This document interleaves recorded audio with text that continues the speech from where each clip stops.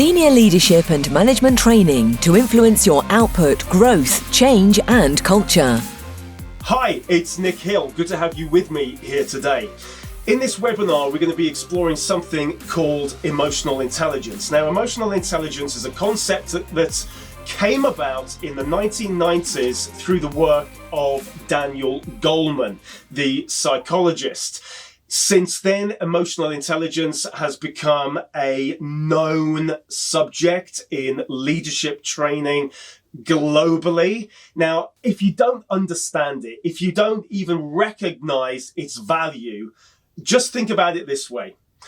Do you experience some emotions during the course of the day, or even today, or the course of the week, or certainly over the last month, which you would describe as being unhelpful? Others might describe them as being negative, all right? I don't necessarily like the term positive and negative because they are so highly subjective, but you know whether or not an emotion is helping you. Is it aiding you? Is it assisting your behavior? Is the emotion assisting your cognitive skills? Is the emotion that you're experiencing assisting your psychological development, or is it not? Because if it's not, you need to address that emotion or some other emotions. Now, what do we mean by emotional intelligence? Now, Daniel Goleman wrote this book, okay, in the 90s, Emotional Intelligence, when in actual fact, the book probably should have been called Emotional Quotients, because there really is no such thing as emotional intelligence. There's intelligence quotient and there's emotional quotient. What do we mean by quotient? It's the way in which you grade a thing. It's the way in which you grade your either your emotions, or it's a way in which you grade your intelligence. What's your IQ? What's therefore your EQ? But emotional quotient doesn't sound quite as cool, does it? Hence the reason for emotional intelligence. What's that? That sounds really cool. I like it. Let's buy 1 million copies of the book, which is what people went out to do, because Daniel Goleman now is rather rich from having written that book and many others.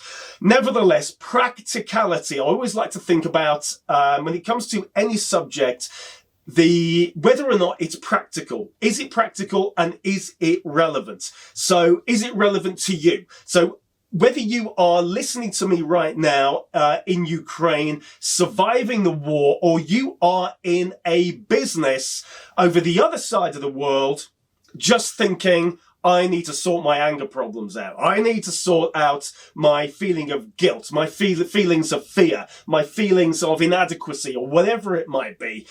When we take a look at matters of the mind, first of all, we have to understand that we're not dealing with the brain here. The mind itself is just a concept. That's all it is.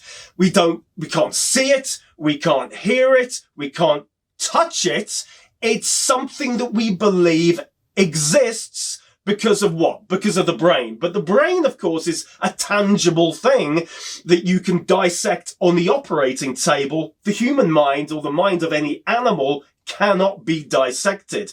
So when we explore the mind or any aspects of psychology, we do so recognizing this very fact. Acknowledge your subconscious messages to prevent conscious ignorance. Nicholas C. Hill. If you are enjoying these webinars, please like, subscribe, click that notification bell, and send it to someone that you love. See you in the next webinar. Attend this training in person or online. Book an in-house tailored course, one-to-one program, or enroll on our open masterclasses today. Inquire now on 0345 678 9900 or email info@hilltraining.com. Read Nicholas C. Hill's Professional Leader magazine now, the new quarterly digital publication for leaders and managers like you who want to influence output, growth, change, and culture. International Master Coach Trainer of Leadership and Management Strategy, with over 25 years of experience, Nicholas C. Hill gives you over 90 pages of relevant, profoundly challenging, and solution-driven content, enveloped in beautiful artwork that you can read on any digital device. Our cover stories deliver essential lessons in leadership from the late masters of business, government, and non-profit. Our Thought Leader column shares the timeless wisdom of thinkers who changed the landscape of organizational philosophy and psychology. Get the leadership and management resources you need today. Purchase Professional Leader magazine now on professionalleader.com.